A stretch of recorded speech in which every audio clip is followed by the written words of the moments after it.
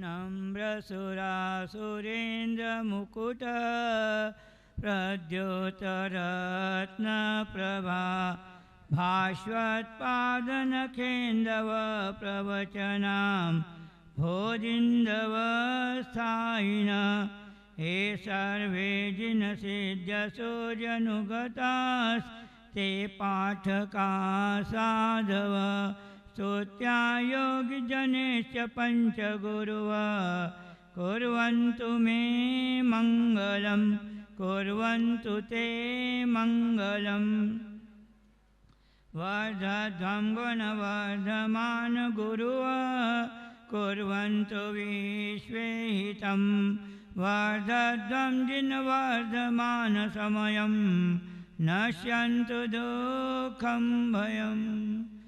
बोलिए अनंतानंद सिद्ध परमेश्वरी भगवान की जय।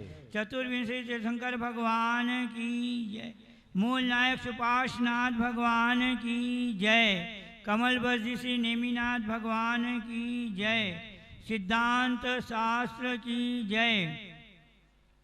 परम पूज्य प्रातः स्मरणीति काल वंदनी समन शिरोमणि योगेंद्र चूड़ामणि धर्म साम्राज्य नायक युग प्रवर्तक गुरु नाम गुरु मुनि कुल पितामह जीवंत समय सार जिनवाणी संरक्षक तीर्थ उद्धारक संस्कृति संवर्धक सम्यक्त रत्न चारित्र चक्रवर्ती प्रथमाचार्य शांति सागर जी महामुजाज की जय। परम पूज्य सरल स्वभावी वात्सल्यवादी जिनधन प्रभावक पंचम पट्टाधीश गुरुवर आचार्य श्री वर्धमान सागर जी महामुराज की जय। सिद्ध चक्र महामंडल विधान की जय। जय जय गुरुदेव। बोले मुनि संघ की। धर्मानुरागी महानुभाव, सबके चेहरे देखने से ऐसा लग रहा है कि विधान की सफलता सबके चेहरे पर नजर आ रही है कि जो 2-4-5 महीने से जो एक तपस्या चल रही थी उस तपस्या की आज पूर्णाहुति होने जा रही है और वह विधान निर्विघ्न संपन्न हुआ, इसलिए सबके चेहरे प्रसन्न हैं। यह आपको एक इतिहास जरूर बताना चाहेंगे कि परम पूज्य प्रथमाचार्य शांति सागर जी महाराज का यह आचार्य पद का शताब्दी महोत्सव चल रहा है। 1924 के अंदर इस दिगंबर परंपरा के प्रथम आचार्य के रूप में समडोली के अंदर आचार्य शांति सागर जी महाराज को इस 20वीं शताब्दी के अंदर प्रथम आचार्य पद पर प्रतिष्ठित किया समाज और संघ ने। इसके पहले कोई आचार्य इस भारत भूमि पर नहीं थे। मुनि जरूर थे कुछ, किंतु उनकी चर्याएं भी पूर्ण आगमोक्त नहीं थी। परम पूज्य आचार्य शांति सागर जी महाराज के जो दीक्षा गुरु थे देवेंद्र कीर्ति जी महाराज, वो उनकी भी चर्याएं पूर्ण ठीक नहीं थी, आगमुक्त नहीं थी। जब आचार्य शांति सागर जी महाराज की आगमुक्त चर्या देख करके 1925 के अंदर श्रवण बेलगोला में उन्होंने उनसे पुनः दीक्षा की याचना करी और इसीलिए इस 20वीं शताब्दी के अंदर प्रथमाचार्य के रूप में आचार्य शांति सागर जी महाराज है, जिनको कि गुरु नाम गुरु भी कहते हैं क्योंकि वो अपने गुरु के भी गुरु रहे हैं। ऐसे आचार्य शांति सागर जी महाराज ने हमारी इस समाज के ऊपर और संस्कृति के ऊपर बहुत बड़ा अवदान किया है। फिर भी उनके कुछ गुणों को अपन चर्चा करें कि उन्होंने सबसे पहले हमारी संस्कृति का संवर्धन किया है।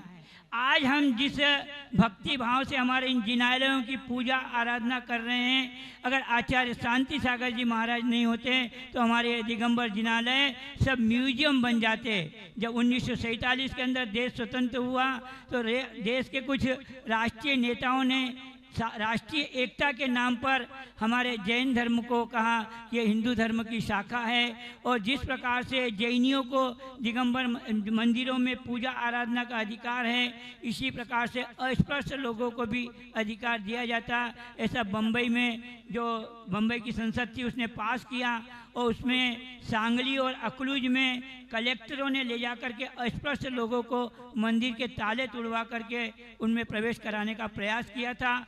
ऐसे समय में हमारे इन महान आचार्य शांति सागर जी महाराज ने संस्कृति के संरक्षण के लिए 1105 दिन का अन्न का त्याग किया उन्होंने सरकार का सामना करते हुए समाज के लोग तो ठंडे हो गए कि वे समाज राष्ट्र समाज नेताओं के सामने क्या करेंगे, किंतु आचार्य महाराज ने 1105 दिन का अन्न का त्याग करके और सुप्रीम कोर्ट हाई कोर्ट तक लड़ करके और हमारी इस जिन मंदिरों को बचाया और हमारी इस संस्कृति के जो जिनवानी हैं उसको जो दीमक खा रहे थे उनको ताम्रपत्र पर अंकित कराया।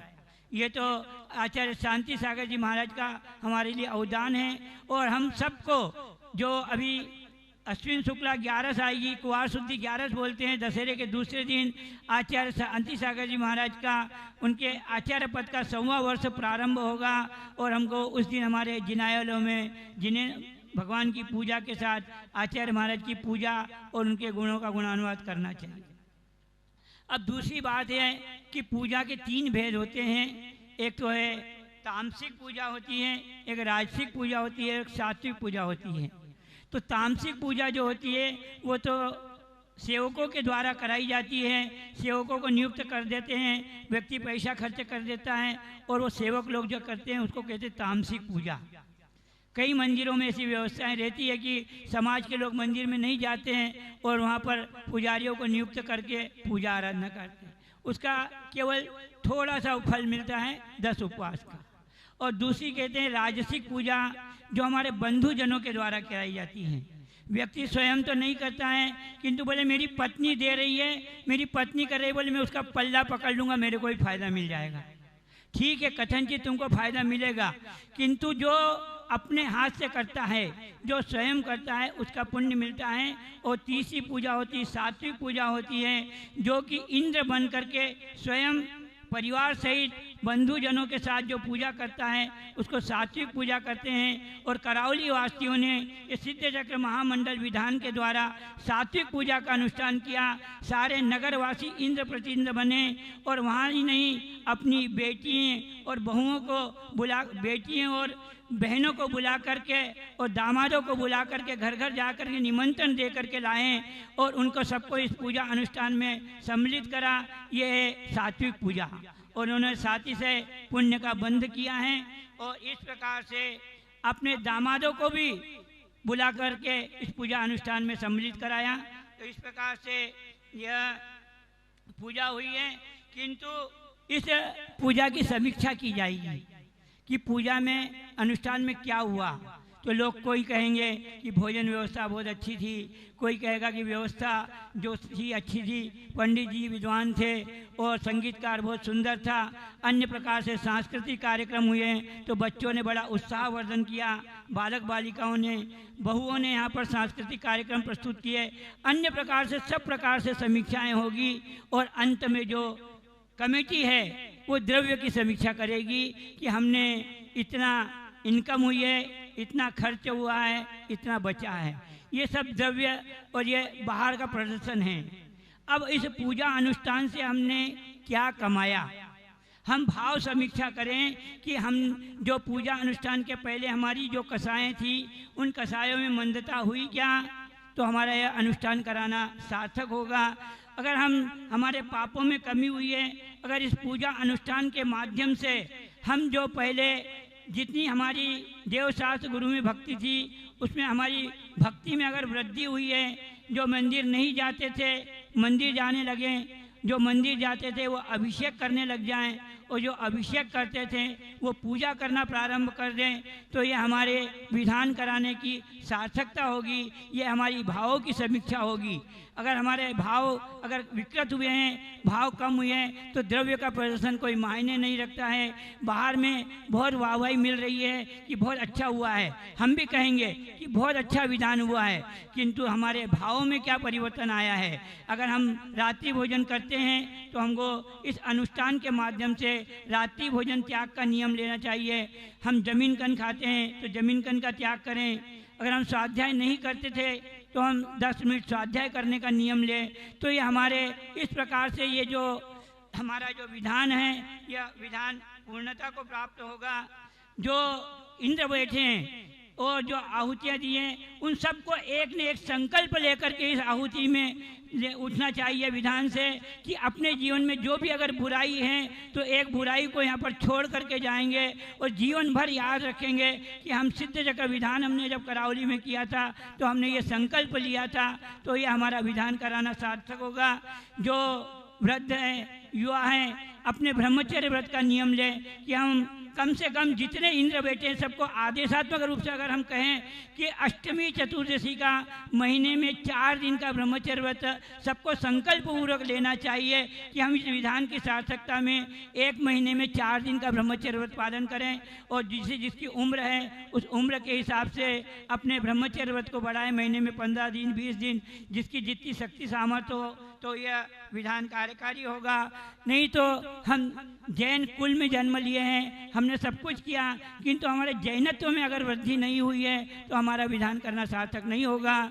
और हम सब पूरी समाज को यह आशीर्वाद देना चाहते हैं कि जिनके भी जो यहाँ से प्रवासी लोग हैं, आप कहीं पर भी रहें और कहीं पर भी अपने बंगले गाड़ियाँ बना लें, किंतु यह जो हमारी मूल जन्मभूमि है, यहाँ पर जो अपने निवास स्थान है, जो मंदिरों के आसपास जो मकान है, इन मकानों को कभी न बेचें और अपने बच्चों को पोतों को पैतृक संपत्ति में लिख के जाएं कि हमारी जन्मभूमि करावली है। और करावली में वर्ष में एक बार सारी समाज को ऐसे संगठित रूप से विचार करना चाहिए कि भगवान सुपार्श्वनाथ का मोक्ष कल्याणक हो या मंदिर की स्थापना दिवस हो या सारी समाज की जैसी भी अनुकूलता हो, वर्ष में 1 दिन 2 दिन 3 दिन का ऐसा कार्यक्रम करके सारी समाज को करावली में आकर के अपनी इस जन्मभूमि पर अपना मस्तक टेकना चाहिए और सुपार्श्वनाथ भगवान के वंदन करना चाहिए, तो हमारा विधान करना सार्थक होगा। बोलिए परम पूज्य गुरुवर आचार्य श्री वर्धमान सागर जी महाराज जय। संघ की जय। आइए परम पूज्य मुनि अपूर्व सागर जी गुरु के श्री चरण में निवेदन कि अपने मंगलमय दिव्य देशना से हम सभी को आशीर्वाद प्रदान करें।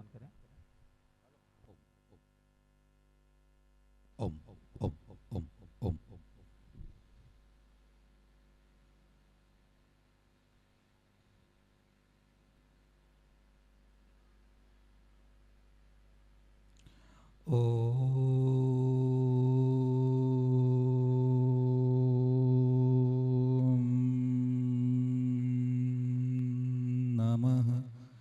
सिद्धेभ्यः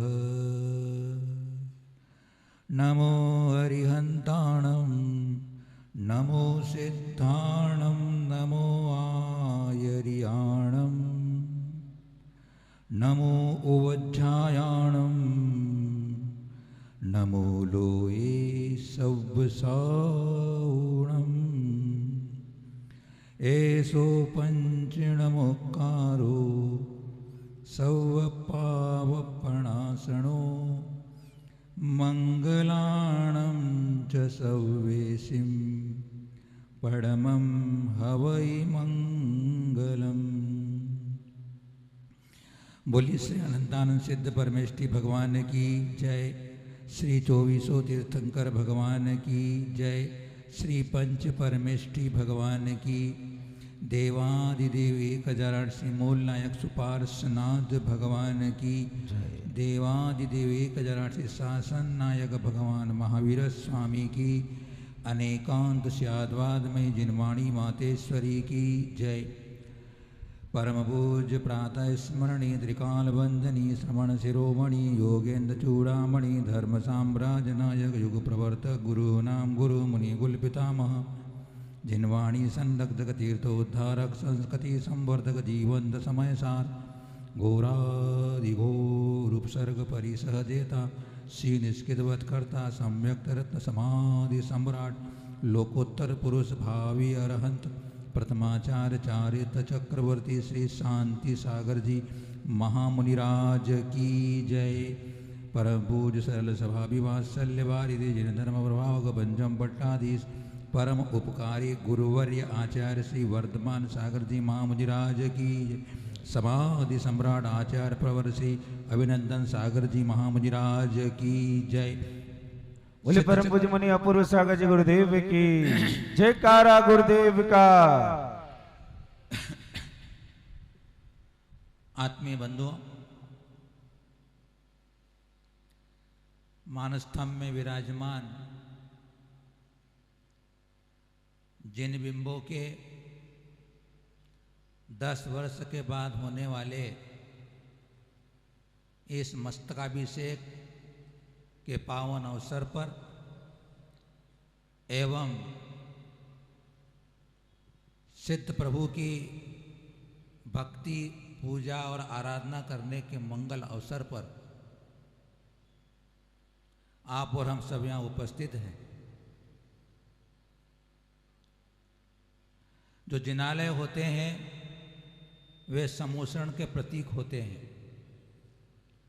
जिनालय समोषण के प्रतीक होते हैं और समोषण में मानस्तंभ चारों दिशाओं में होता है। मानस्तंभ बनाने का मंदिरों में उद्देश्य यह भी होता है कि जो क्षुद्र व्यक्ति होते हैं, जो मंदिर में नहीं जाकर के दर्शन कर सकते हैं, वे भी मानस्तंभ में विराजमान उन प्रतिमाओं का दर्शन करके अपने इस जैन धर्म की इस पावन क्रिया को संपन्न कर सकते। यहाँ तक कि अगर तिर्यंच पशु भी अगर उसको देख लेते हैं तो उनके सम्यक दर्शन में कारण बन जाता है। इतनी महिमा है मानस्तंभ की। मानस्तंभ में मानस्तंभ कर हम ध्यान दें शब्द पर, मान स्तंभ, जो मान का स्तंभन करने वाला है, मान को गलाने वाला है, मान कषाय को गलाने वाला है, नष्ट करने वाला है, उसका नाम है मानस्तंभ।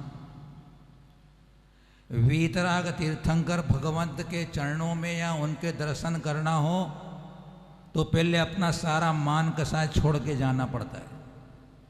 उसके बिना आपको समोषण में प्रवेश नहीं मिल सकता है। और सबसे बड़ी बात यह है कि सम्यक दर्शन की उत्पत्ति में अगर सबसे बड़ा कोई बाधक तत्व है वो मान कषाय। माहिर भैया, सम्यक दर्शन नहीं होने देने में कौन हमारा बाधक तत्व है? मान कषाय। क्योंकि जब तक कोई व्यक्ति मान नहीं जाता है तब तक मानता नहीं है। जब मान जाता है तो मान जाता है। थोड़ा ध्यान देना बात पर आप। मान जाता है तो मान जाता है। जब तक व्यक्ति यह नहीं माने कि जो तीर्थंकर प्रभु सर्वश्रेष्ठ देव हैं और इनकी वाणी निर्दोष और कल्याणकारी है, जब तक कोई भी भव्य प्राणी उसे ऐसा नहीं माने तब तक उसको सम्यक दर्शन हो ही नहीं सकता है। इसलिए मान जाता है तो मान जाता है। आपको कहानी मालूम है? कहानी नहीं सुनाऊंगा मैं आपको। आपको मालूम होगा कि इंद्रभूति जो गौतम था, ब्राह्मण, बहुत अहंकारी था और अपने को सभी वेद वेदांतों का ज्ञाता जानता था और अपने आप को भगवान मानता था वो।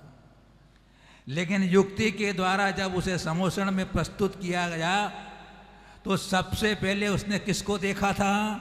मानस्तंभ को देखा था।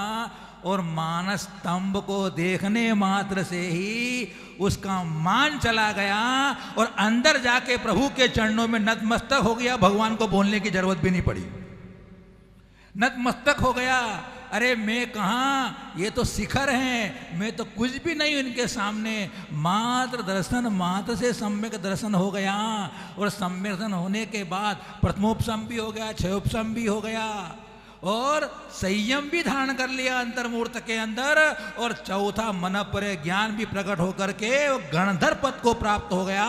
यह ऐसे मानस्तंभ की महिमा और तीर्थंकर प्रभु के दर्शन की महिमा है। इसलिए जब कभी मंदिर में जाओ सबसे पहले माथा टेक लो अपन और एक परिक्रमा लगा लो मानस्तंभ की। क्योंकि जब तक मेरे अंदर परद्रव्य के प्रति अहम भाव है, अहंकार है, तब तक मुझे मेरे दर्शन भी नहीं होंगे और भगवान के दर्शन भी नहीं होने वाले हैं। मेरे अंदर का जब तक अहम भाव, मैं बड़ा, मैं ऐसा लखपति, मैं करोड़पति, मैं रूपवान, मैं ऐसा पैदा, जो भी अपने अंदर अपने आरोप लगा रखे हैं झूठे, वो जब तक छोड़ के मैं कुछ भी नहीं प्रभु, तुच्छ हूं, आप महान हो, मैं तो तुम्हारे चरणों में समर्पण करने आया हूं, बस मेरा कल्याण करने आया हूं, इतने भाव से प्रवेश कर जाओगे तो बंधुओं सुनिश्चित है वो मानस्तंभ का दर्शन और प्रभु का दर्शन सार्थक हो जाता है। जिनेंद्र भगवान का अभिषेक श्रावक को प्रतिदिन करना चाहिए, क्योंकि पूजा अभिषेक पूर्वक होती है। अगर श्रावकाचार्य ग्रंथों को अपन देखेंगे तो पूजा अभिषेक पूर्वक होती है, अभिषेक पूर्वक पूजा करने का विधान है। और देख लीजिए आप, जब भगवान जिनेंद्र के अभिषेक को जाते हैं और जब उन्हें वेदी से विराजमान, वेदी से लेकर के माथे पे रख कर के अगर अपने वहाँ पांडुक शिला पर विराजमान करते हैं, तो जो भव्य प्राणी भगवान को मस्तक पर उठा के वहाँ विराजमान करने के लिए ले जाता है, कैसा भाव विभोर हो जाता है, त्रिलोकीनाथ मेरे माथे पे बैठे हैं। क्या अंदर की विशुद्धि होती है, क्या अंदर का पुण्य भाव होता है, क्या अंदर का उत्साह होता है कि त्रिलोकीनाथ मेरे मस्तक पर बैठे हुए हैं, और जो उनको मस्तक पर विराजमान करके ले जा रहा है तो उसकी बुद्धि भी ठीक हो जाने वाली है, उसकी बुद्धि भी ठीक हो जाने वाली है, उसकी मति भी ठीक हो जाने वाली है, और उसके माथे की तकदीर भी बदल जाने वाली है, जिसने तीर्थंकर प्रभु को अपने माथे पे ला करके पांडुक शिला पर विराजमान कर दिया। अहोभाव होता है, अहोभाग पुण्य भाव होता है, पुण्य का अवसर होता है। इसलिए अभिषेक में बड़े अच्छे भाव के साथ जाना और प्रतिदिन अभिषेक का मन करना। शास्त्रों में पढ़ा है मैंने कि जो जिनेंद्र भगवान का भक्ति पूर्वक अभिषेक करता है, उसका अगले आने वाले समय में सुमेरु पर्वत पर अभिषेक होता है। किस पर होता है? सुमेरु पर्वत पर होता है। और मैं आपसे पूछना चाहता हूं कि सुमेरु पर्वत पर अभिषेक किसका होता है? सुमेरु पर्वत पर अभिषेक किसका होता है?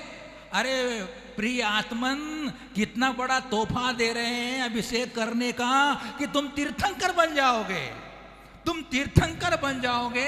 अगर तीर्थंकर प्रभु के ऊपर अपन ने जलाभिषेक कर दिया, कलश डाल दिया अपन ने, तो हम तीर्थंकर जैसे पद को प्राप्त कर सकते। कितनी महिमा। और जब भगवान का अभिषेक हो जाने के बाद अगर हम उसको अंग पोछने से पोछते हो तो वो रोमांचित क्षण होता है।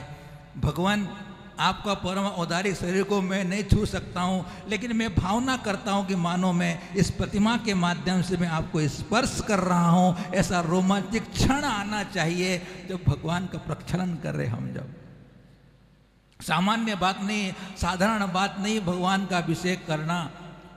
कितनी अंदर से आनंद गुणी विशुद्धि हो गई होती है जब प्रभु के चरणों में। और दूसरी बात, जो सादे कपड़े में आते हैं, जिनालय के अंदर पैंट शर्ट में आते हैं, कुर्ते पैजामे में आते हैं, वे भगवान को दूर से ही दर्शन करते हैं, दूर से ही देख करके चले जाते हैं। लेकिन आप जैसे अच्छे लोग जो बैठे हैं धोती दुपट्टे वाले, कैसे आप अच्छे लोग? धोती दुपट्टे पहनकर जो मंदिर में आया वो अच्छा आदमी होता है, वो अच्छे लोग होते हैं, क्योंकि उनको श्री चरण में जाकर के उनके चरणों को छूने का अवसर मिल जाता है।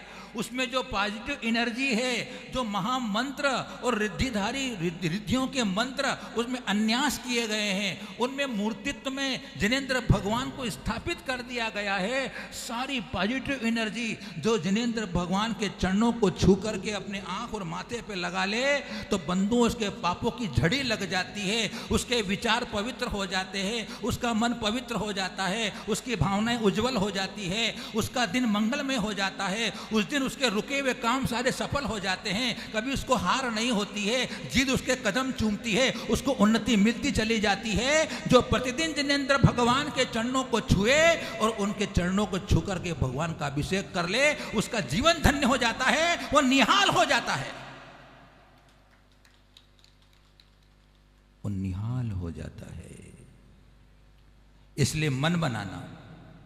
मंदिर जाऊंगा मैं धोती दुपट्टा पहन के जाऊंगा और भगवान के चरणों को छू करके अपने तन और मन को पवित्र करके उनका अभिषेक करूंगा। बंधुओं, देख लीजिए आप, जिनेंद्र भगवान के ऊपर डला हुआ सामान्य जल गंधोदक बन जाता है। विचार करने की बात है, सामान्य जल गंधोदक बन जाता है। अब विचार करो, एक अचेतन प्रतिमा में कितना पावर है, कितनी एनर्जी है, कितनी ऊर्जा है। ऊर्जावान हो जाते हो जब आपने जिनेंद्र भगवान के ऊपर ढला हुआ वह जल का अभिषेक आप गंधोदक के रूप में लेते हो। वो औषधि बन जाता है, रसायन बन जाता है आपके लिए।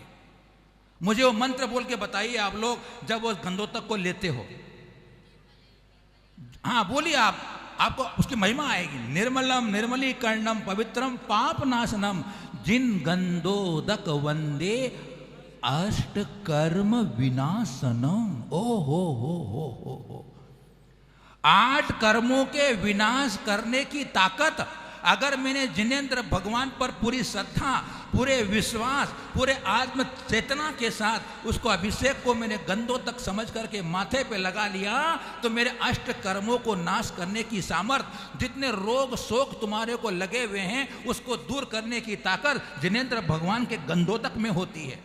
एक गंधोदक की बूंद नीचे धरती में गिर जाती है, अपना दिल दुख जाता है कि अरे भगवान का गंधोदक नीचे गिर गया। समझ लो आप, एक लोटा पानी गिर जाता है तुम्हारे को तकलीफ नहीं होती। माँ जी गलत बोला क्या मैं?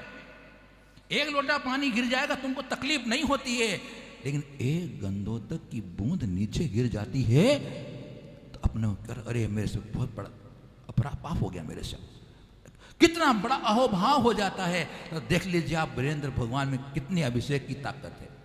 हम जिनेंद्र भगवान का अभिषेक उन पर लगी हुई धूल को धोने के लिए, साफ करने के लिए नहीं करते। बहुत अच्छी बात बता रहा हूं मैं आपको। कुछ लोग कहते हैं कि भगवान पर धूल चढ़ जाती है इसलिए हम उसका अंग पोषणा कर देते हैं। हम भगवान के ऊपर धूल साफ करने के लिए अभिषेक या अंग पोषणा नहीं करते मेरे प्रिय आत्मन। मैं तो भगवान के ऊपर वो अभिषेक करके मेरे मन में, मेरी आत्मा में जो विकार और विभाव और कसाय और राग और देश और मोह ममता आदि मलिनता घनी पड़ी हुई है उसको धोने के लिए, उसे साफ करने के लिए, उसका प्रक्षालन करने के लिए मैं जिनेंद्र भगवान का प्रतिदिन अभिषेक कर रहा हूँ। यह अपनी आध्यात्मिक एक चेतना आनी चाहिए। मैं सिर्फ के क्रियाकांड नहीं कर रहा हूं, मेरे अंदर के मन के अंदर भी ऐसी भाव आ जाए कि मैं इसलिए अभिषेक कर रहा हूं। बंधुओं मैं बहुत ज़्यादा बात नहीं करूंगा, बहुत इस पर चर्चा करने का समय है, लेकिन वक्त बड़ा कम वक्त होता है, रुकता नहीं है, हर बात समय पे अच्छी लगती है। थोड़ी सी बात भक्ति पे करके अपनी बात पूरी करके आपका आज का अंतिम समापन का आशीर्वाद देके अपनी बात पूरी करूंगा। सिद्ध भगवान के अपने यहाँ आराधना की है, अभी सिद्ध बनने का मार्ग बंद है, अभी हम सिद्ध नहीं बन सकते। लेकिन बात ध्यान से सुनना, लेकिन हम अभी सिद्ध नहीं बन सकते, लेकिन सिद्धों की भक्ति कर करके हम अभी सिद्ध बनने का रिजर्वेशन करा सकते हैं। क्या करा सकते हैं अपन? रिजर्वेशन। सिद्ध बनने का रिजर्वेशन करा सकते हैं। जब भी सिद्धालय के कपाट खुलेंगे अपना कंफर्म पहले होगा, क्योंकि अपन ने रिजर्वेशन अभी करा लिया है। और जब कंफर्म होगा तो नंबर किसका लगेगा? पहले जिसने सिद्धों की भक्ति यहां कर लिए। आपका नंबर बाद में लगेगा, हमारा पहले लगेगा।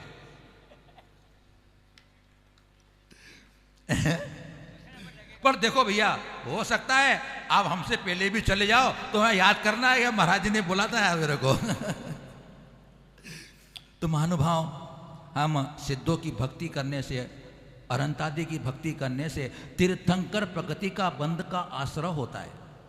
तीर्थंकरों की भक्ति करने से, सिद्धों की भक्ति करने से तीर्थंकर प्रकृति का आश्रय होता है। 16 कारण भावनाओं में अनंत भक्ति का नाम आया है ना भैया? बताओ ना भैया। अनंत भक्ति, बहुसुत भक्ति, आचार्य भक्ति और प्रवचन भक्ति, 4 भक्तियों के नाम। अब भक्ति कितनी महिमावंत है देख लीजिए। तीर्थंकर बना देगी मेरे को।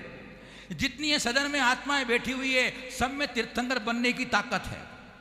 सब में तीर्थंकर बनने की सामर्थ्य शक्ति बैठी हुई है, लेकिन उस शक्ति को जागृत करने के लिए जो काम करना होता है वो तो करना ही पड़ेगा। शक्ति की व्यक्ति के लिए मेरे को जो काम बाहर का बहिरंग कारण है वो तो लाना पड़ेगा। तो सिद्ध बनने के, तीर्थंकर बनने की सामर्थ्य होती है। और बंधुओं, सिद्धों की भक्ति से सम्यक दर्शन निर्मल होता है, सम्यक दर्शन दृढ़ होता है। इसलिए भक्ति का जब भी अवसर आए हमें तहे दिल से, ईमानदारी से, भक्तिभाव से करना चाहिए। अब अपना इस बात को उपसंहार करते हुए अपनी बात पूरी करता हूं। करावली श्री समाज ने बहुत बृहत स्तर पर एक बहुत बड़ा अनुष्ठान आपने यहाँ रचाया है, और इसकी इस बृहद सिद्ध भगवान की इस आराधना से सारे देश में एक धर्म की प्रभावना का संदेश गया है कि करावली में कोई सिद्ध भगवान की एक अच्छी आराधना हो रही है, ऐसे मैसेज मिल रहे हमारे पास।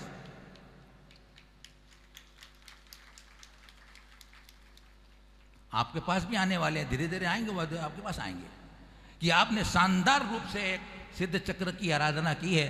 तो करावली श्री समाज के लिए, इस महोत्सव की कमेटी के लिए, और जितने भी नवयुवक मंडल थे जो कोट ड्रेस में थे, क्या आप भी थे ना कोट ड्रेस में? क्योंकि इनके सहयोग के बिना, इनके सहायता के बिना यह इतना बड़ा आकाश को छूता हुआ, आकाश तक सफलता को प्राप्त करने वाला यह महोत्सव सार्थक नहीं हो सकता था। इसलिए इनके लिए खूब खूब मंगल आशीर्वाद है। दूसरी बात, ये तो हो गया आयोजन करने वाले, लेकिन इस सिद्ध चक्र आराधना में मस्तकाभिषेक में आप जैसे परम भक्त लोग, इंद्र इंद्राणी लोग, ये हमारे सौधर्म जी, हमारे कुबेर जी, यज्ञनायक जी और श्रीपाल जी और मैना सुंदरी जी, अगर ये नहीं बनते तो भी धर्म की प्रभावना, इतना उत्सव होता कैसे? इसलिए आपके लिए इनसे डबल आशीर्वाद, क्योंकि आपके बिना है तो यह सफल हो ही नहीं सकता था यह महोत्सव। तो पूरे इंद्र परिवार के लिए खूब खूब आशीर्वाद। तीसरी बात है, कितने भी यहाँ इंद्र इंद्राणी हो, सब पद वाले मिल जाए, लेकिन पूरे इस आयोजन को पूरा सही रूप से संयोजन करने का काम तो प्रतिष्ठाचार्य का होता है, विधानाचार्य का होता है। इसके बिना, विधानाचार्य के बिना यह इतना बड़ा महोत्सव, इतनी बड़ी सिद्धों की आराधना त्रिकाल में भी नहीं हो सकती, क्योंकि इनके पास पूरी विधि विधान है। क्योंकि जो भी पूजा विधान होता है उसे विधि विधान से करना पड़ता है। अगर विधि विधान से न करें तो कभी विघ्न भी आ जाते हैं, लेकिन मैं आपके सामने जरूर कहना चाहूंगा, ये कांतिलाल जी पगारिया जी के सुपुत्र है।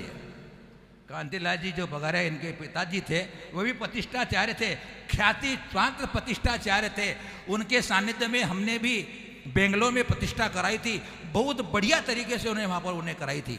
उन्हीं के सुपुत्र है, उन्होंने उनसे ज्ञान प्राप्त करके एक नवयुवक के रूप में प्रतिष्ठाचार्य में आपको मिले। इन्होंने बड़े पवित्र और शुद्ध उच्चारण के साथ, और जो भी विधान में जो कुछ भी क्रियाएं करनी होती है, शास्त्रीय क्रियाएं जो होती है, शास्त्र विधान में जैसे लिखे गए हैं, पूरी अच्छी तरीके से। और इनको तो वाणी भूषण है, इनकी आवाज़ में इतनी ताकत है, इतने मधुर भाषी भी हैं। और कभी भी इनके ऊपर देख लीजिए आप, कभी भी आपने गुस्सा नहीं देखा होगा, कभी भी आपने इनके चेहरे पर, देखो अभी कितना मुस्कुरा, देखो आप जब हंसते हैं तो गुलाब का फूल दिखता है मुझे। ऐसे आपको प्रतिष्ठाचार्य मिल गए। कस्तूरचंद जी आपने बढ़िया चुना, आपने प्रतिष्ठाचार्य आपने बहुत बढ़िया चुना, जिससे कि बहुत बढ़िया तरीके से पूरा काम हो गया। उनकी टीम के लिए बहुत बड़ा आशीर्वाद। प्रतिष्ठाचार्य भी हो, लेकिन पांव में घुंघरू बनाने वाला नहीं हो। रिंकू भैया है कि नहीं है? नहीं है। पांव में घुंघरू बांध के नचाने वाला नहीं हो, थिरकाने वाला नहीं हो, मधुर कंठ वाला संगीतकार नहीं हो, और इतने बढ़िया सुर लहरी के साथ उनकी पूरी मंडली भी देख लीजिए आप। कभी मना नहीं किया भी हम भक्ति करेंगे, बोले 10 मिनट नहीं 20 मिनट करो, मैं बोलने को तैयार हूं। तुम थक जाओगे, मैं नहीं थकूंगा। बोले तुम बोलोगे बस तुम बोलो कि बस। ऐसे रिंकू भैया ने बहुत बढ़िया तरीके से आपको सिद्धों की आराधना करने में आपको मन को लगाया, आपके तन को लगाया, आपकी वाणी को लगाया और बहुत अच्छी तरीके से ये अपना विधान संपन्न कराया है। उनके लिए पूरे पूरे मंगल आशीर्वाद है। उसके बाद में अगर इस विधान के अंदर पूरी जगह मैसेज भेजने के लिए, सब जगह प्रसार प्रचार करने के लिए फोटोग्राफर की भी आवश्यकता पड़ती है ना। उनकी बोले तो गुंजन भैया की टीम जो पूरी यहाँ पर है, ठीक है, नाम गुंजन भैया नाम है उनका। हाँ, गुंजन भैया की पूरी टीम, कितने सज्जन लोग हैं। कभी किसी को ये नहीं कहा कि तू यहाँ से हट, पीछे हट, आगे हट। कितनी सज्जनता के साथ पूरी हमने यहाँ पर कैमरे के द्वारा आपको बंद कर लिया है। अब आप उनसे कभी भी ले सकते हो, खोल सकते हो उससे, आपको बंद कर दिया उनने। तो उनकी टीम के लिए भी आशीर्वाद है और आपके नाम से नाटककार चक्रेश भैया के लिए भी आशीर्वाद है। हाँ, बोला मैं सब में पर लिस्ट है, बाकी उनका नहीं बोलूंगा मैं उनका नहीं बोलूंगा उनका मैं नहीं बोलूंगा वो पंडित जी काम है देखो आप, नाटककार, नाटक, नाटक, नाटक, नाटककार कहते हैं कि तुम मेरी बातों में अटक मत जाना। हाँ, पांडल वाले का नाम ले भैया, दादाजी बोल रहे हो पांडल वाले का नाम भी लेना, आशीर्वाद देंगे, उसको भी देंगे अपन। तो देखो आप, अपनी हमारी आवाज़ आप तक पहुंच रही है, संगीतकार की आवाज़ तक पहुंच रही है। वो पूरा जो आपके नाम से हाँ, साउंड व्यवस्था वाले अलवर से जो आए जैन साहब भी, उनका नाम तो मैं जानता नहीं हूँ, उनकी पूरी टीम के लिए बहुत अच्छे आशीर्वाद है। अनूप भैया के लिए खूब, अनुज भैया के लिए खूब खूब आशीर्वाद है। आपने कोई डिस्टर्ब नहीं दिया, पूरी लाइन बराबर चलती रह गई, बंद डिस्टर्ब होने नहीं दिया हमारे को। बहुत बढ़िया से काम किया आपने, इनकी साउंड बहुत बढ़िया है, इनके लिए आशीर्वाद है। उसके बाद में मुझे याद दिलाया, ये जितना सुंदर पंडाल में आप बैठे हो, छाँव के अंदर, छाँव नहीं होती तो हम नहीं बैठ सकते थे।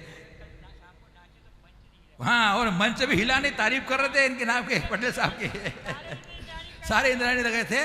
तो मंच अंडल व्यवस्था वालों के लिए भी आशीर्वाद है, और जिन्होंने भी इसमें व्यवस्था में सहयोग दिया है उन सब के लिए खूब खूब आशीर्वाद है। इसी तरह आप जिन शासन की महिमा की प्रभावना में अपने तन मन धन को लगा करके जिन शासन की महिमा को बढ़ाएं। आप सबके लिए खूब खूब आशीर्वाद है। जो बाहर से आए यात्री हैं, जिनका नाम नहीं ले पाया हूँ, जिनको मैं याद नहीं कर पाया हूँ, उन सब के लिए, जो छूट गए उनके लिए, जो नहीं आए उनके लिए, जो घर बैठे उनके लिए, जो घर बैठे देख रहे उनके लिए, सबके लिए हमारे आशीर्वाद है।